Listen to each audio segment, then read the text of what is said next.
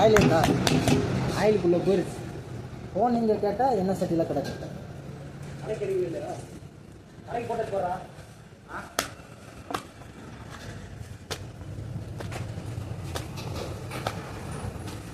சாப்பாடு ஒன்றா போடுது. சாப்பாடு எப்படி போடுறது போல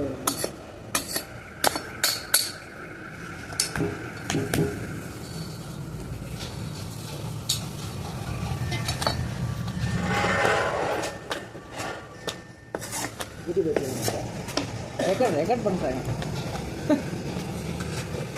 ஐயோ சாப்பாடு சரியில்ல, ஐயோ வயிறு வலிக்குது, கேஸ் கொடுக்க கேட்க போச்சு.